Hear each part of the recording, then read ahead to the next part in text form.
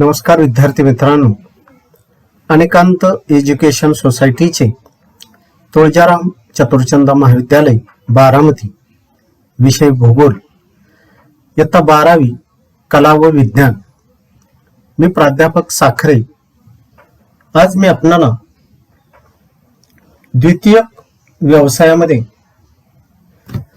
उद्योगांचे वर्गीकरण जे आहे त्यामध्ये मागील भागात कच्च्या मालाच्या स्त्रोतानुसार केलेले उद्योगांचे वर्गीकरण याविषयी आपण चर्चा केलेली आहे।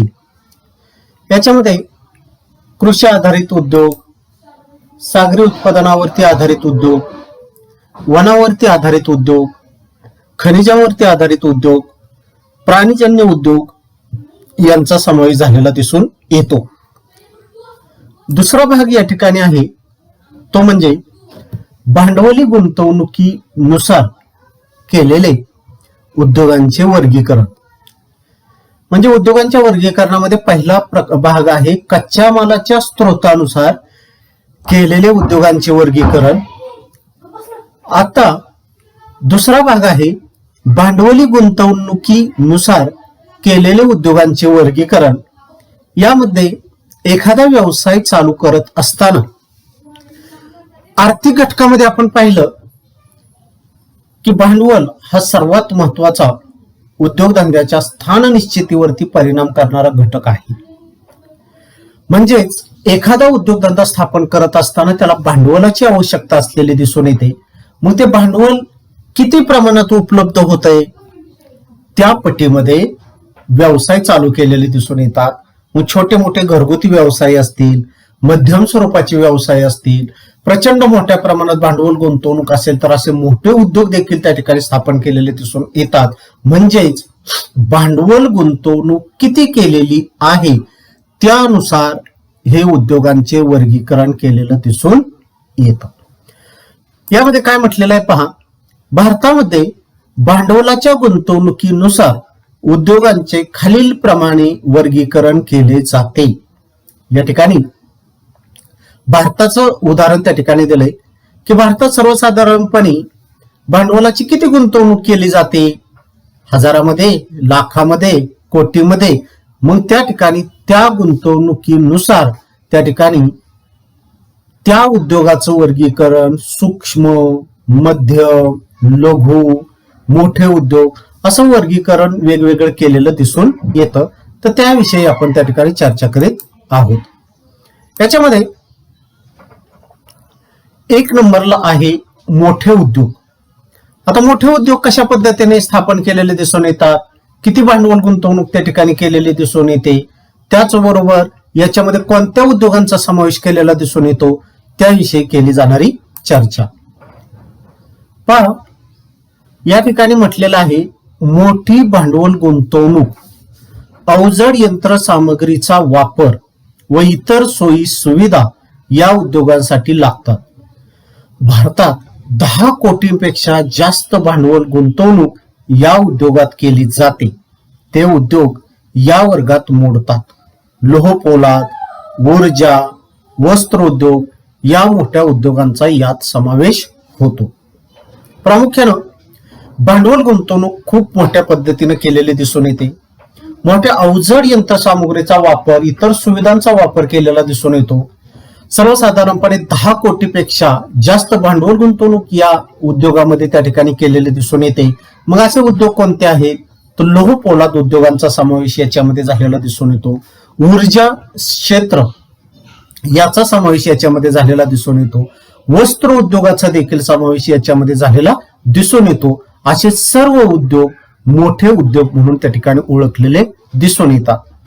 इथं पहा, या ठिकाणी एक चित्र दाखवलेलं आहे किंवा त्या ठिकाणी पिक्चर म्हटलेलं दिसून येतं। आकृती क्रमांक 5.4 मोठे उद्योग कशा पद्धतीने या ठिकाणी मोठी इंडस्ट्रीज असलेले दिसून येते, कसे हे जॉब त्या ठिकाणी बनवलेले दिसून येतात। म्हणजे लोह पोलाद कारखाने किंवा त्या ठिकाणी असणारे इतर त्याच्यावरती प्रक्रिया केलेले उद्योग असा भाग या ठिकाणी असलेला दिसून येतो। याला त्या ठिकाणी सर्वसाधारणपणे प्रचंड मोठ्या प्रमाणात भांडवल गुंतवणूक केलेले दिसून येते. 10 कोटीपेक्षा जास्त भांडवल गुंतवणूक अशा प्रकारचे सर्व उद्योग, लोहपोलाद, ऊर्जा, वस्त्रोद्योग यांचा समावेश प्रामुख्याने मोठ्या उद्योगामध्ये केलेला दिसून येतो.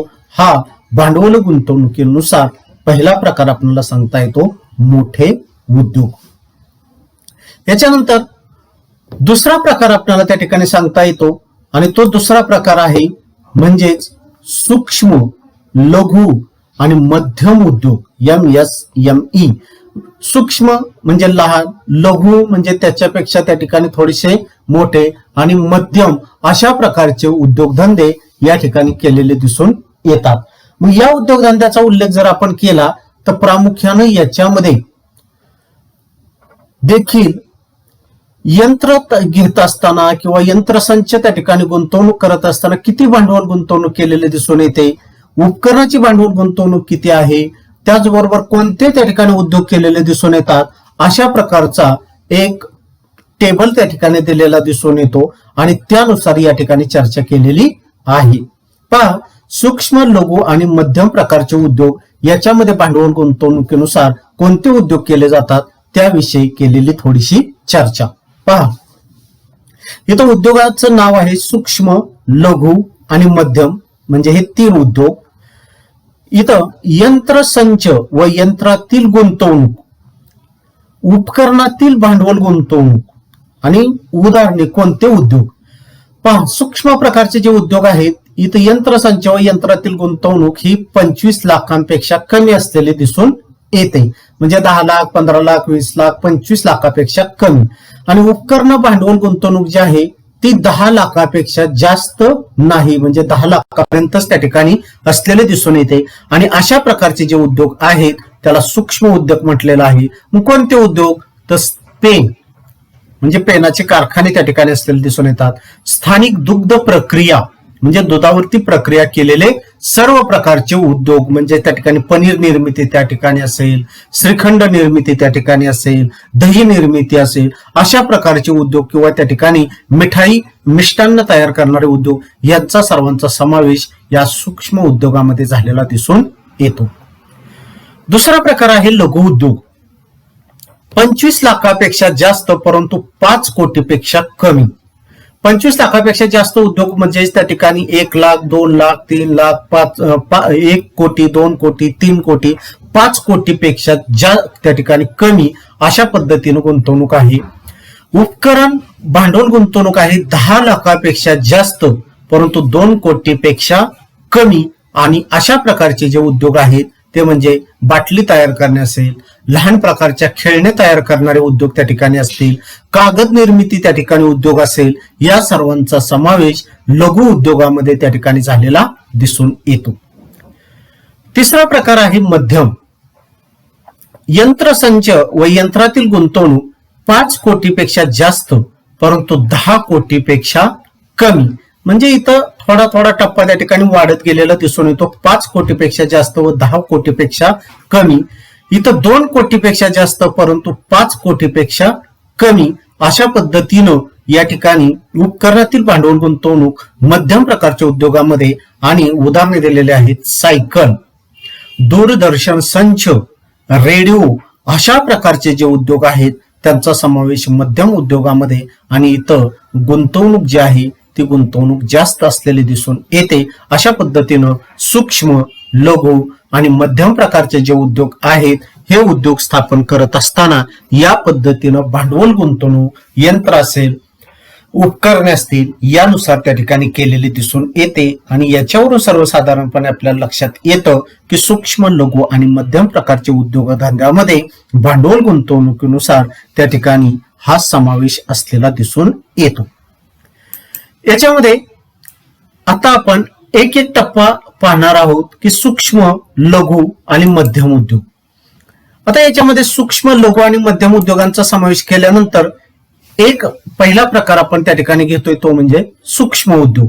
आता सूक्ष्म उद्योगामध्ये काय म्हटलेलं आहे तर या उद्योगातील गुंतवणूक 25 लाखांपेक्षा कमी तर 10 लाखांपेक्षा जास्त नसते. उदाहरण उद्योग पेन, स्थानिक दुग्ध प्रक्रिया उद्योग हाच भाग त्या ठिकाणी सांगितलेला दिसून येतो आणि याच्यामध्ये प्रामुख्यानं या उद्योगांचा समावेश झालेला दिसून येतो. शिलाई कामाचा देखील याच्यामध्ये समावेश आहे. सूक्ष्म, लघु आणि मध्यम उद्योग अशा पद्धतीनं एखादी कंपनीमध्ये देखील असा भाग त्या ठिकाणी चालू असलेला दिसून येतो किंवा सांगता येतो. याला म्हटलेला आहे सूक्ष्म उद्योग. दुसरा प्रकार या ठिकाणी सांगितलेला आहे तो म्हणजे लघु उद्योग. आता लघु उद्योगामध्ये देखील याच पद्धतीनं यंत्रसंच किंवा यंत्रातील गुंतवणूक असेल किंवा त्या ठिकाणी उपकरण भांडवलातील गुंतवणूक असेल त्यानुसार लघु उद्योगांचा समावेश आहे.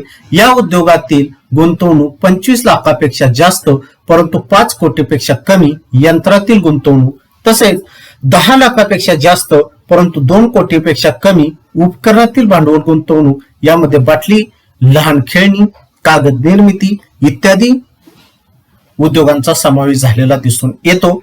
याला म्हटलेला आहे लघु उद्योग. आणि तिसरा प्रकार आपल्याला सांगता येतो तो म्हणजे मध्यम उद्योग. आणि मध्यम उद्योगामध्ये सूक्ष्म आणि लघु उद्योगापेक्षा भांडवल गुंतवणूक ही जास्त असते.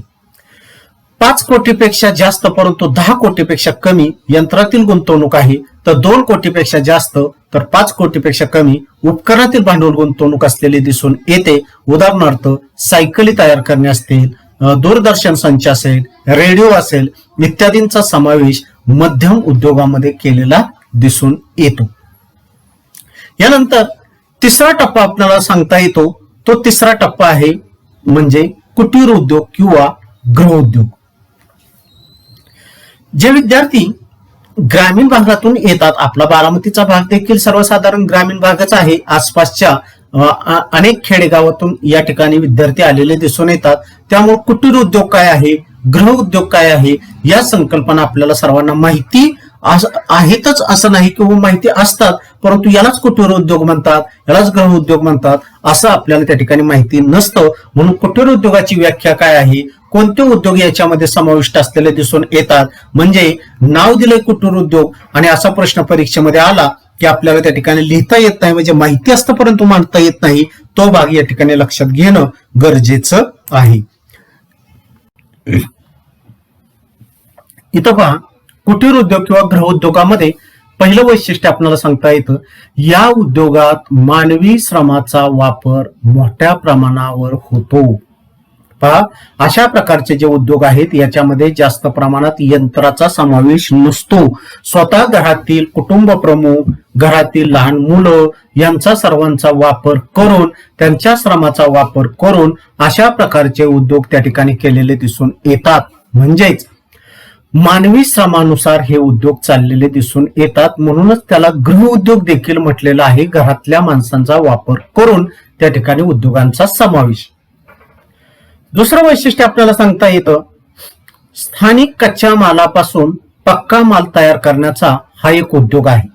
म्हणजे आसपासच्या खेडेगाव वगैरे जे आहेत, इतर भाग जो आहे, वस्तीचा भाग असेल, शेताचा भाग असेल, पडीक जमीन वगैरे असेल, त्या ठिकाणी गायरानाचा भाग असेल, एखादा त्या ठिकाणी फॉरेस्ट खात्याचं काही जंगलाचा भाग असेल, तर त्या भागामध्ये त्या ठिकाणी स्थानिक कच्चा माल जमा केला जातो व त्याच्यावरती प्रक्रिया करून पक्का माल तयार करण्याचा हा एक उद्योग असलेला दिसून येतो. म्हणजेच काय, तर याच्यामध्ये चटया तयार करणे किंवा किरसुन्या तयार करणे, झाडू तयार करणे, म्हणजे आसपासच्या प्रदेशातून त्या ठिकाणी अशा प्रकारची झाडांच्या त्या ठिकाणी भाग जमा केला जातो, त्याच्यावरती प्रक्रिया करून हे उद्योग त्या ठिकाणी केलेले दिसून येतात. म्हणजे स्थानिक कच्चा माल वापरून हे उद्योग कच्चा मालाचा पक्का माल तयार केलेला दिसून येतो.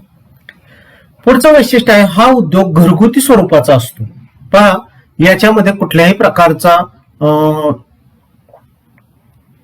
संमिश्र भाग किंवा त्या ठिकाणी 2-3 व्यक्ती एकत्र येऊन असा उद्योग नाही, तर घरगुती स्वरूपामध्ये आपल्या वैयक्तिक मालकीचा घरातल्या लोकांचा वापर करून हे उद्योग केलेले दिसून येतात. म्हणून याला म्हटलेलं आहे, हा उद्योग घरगुती स्वरूपाचा असलेला दिसून येतो.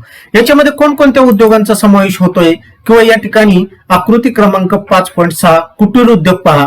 या ठिकाणी अनेक महिला त्या ठिकाणी बसलेल्या दिसून येतात आणि या महिला काय करतात पहा, तर सर्वात जास्त इथं आपल्याला दिसतंय चटई तयार करणे.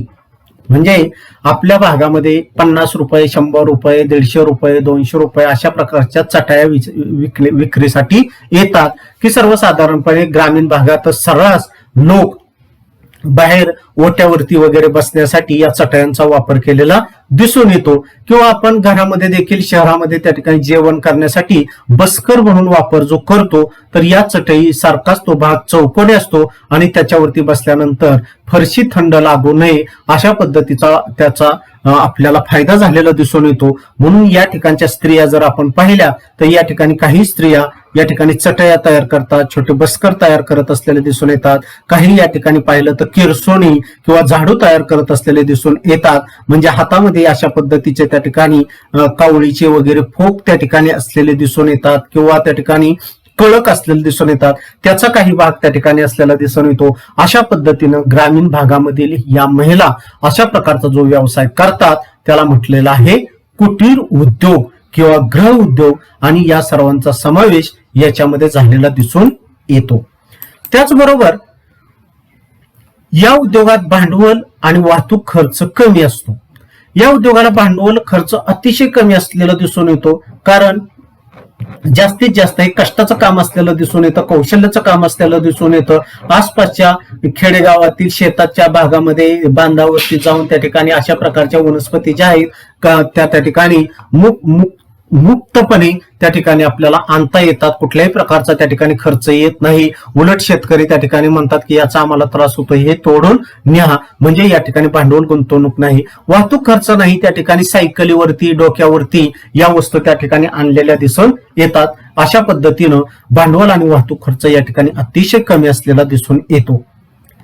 याच्यामध्ये अनेक इतर व्यवसायांचा समावेश होतो. कुंभार म्हणजे त्या ठिकाणी कुंभार काय करतोय तर शेजारी आसपासच्या भागातील माती जमा करतोय आणि त्याच्यापासून चूल असेल, माठ असेल, त्याचबरोबर डेरा असेल, किंवा त्या ठिकाणी संक्रांतीच्या काळामध्ये आपल्याला छोटी छोटी वस्तू त्या ठिकाणी लागतात ओवसण्यासाठी, तर त्या वस्तू देखील कुंभार त्या ठिकाणी तयार करत असलेलं दिसून येतो. विणकराचं उदाहरण आताच आपण पाहिलं की चटई विणणे असेल किंवा त्या ठिकाणी बाज विणणे त्या ठिकाणी असेल.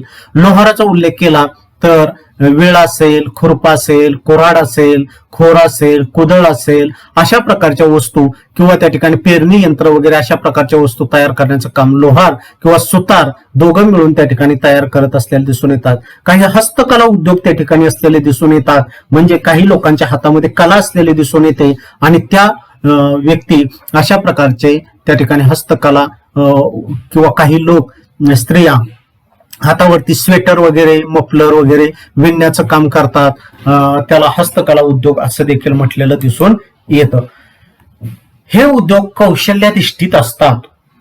या ठिकाणी आपल्याला अचूक पर्याय किंवा अचूक सहसंबंध ओळखा याच्यामध्ये काही प्रश्न विचारले जातात, तर तिथं हे उद्योग प्रामुख्याने जे आहेत कुटीर उद्योग किंवा गृहोद्योग हे कौशल्याधिष्ठित उद्योग असलेले दिसून येतात. म्हणजे त्यांना एक प्रकारचं कौशल्य, एक प्रकारचं त्या ठिकाणी ज्ञान प्राप्त झालेलं दिसून येतं आणि त्यानुसार यामध्ये कौशल्याधिष्ठित असलेले दिसून येते. परदेशात मोठी मागणी असल्याने ही उत्पादने निर्यात होतात.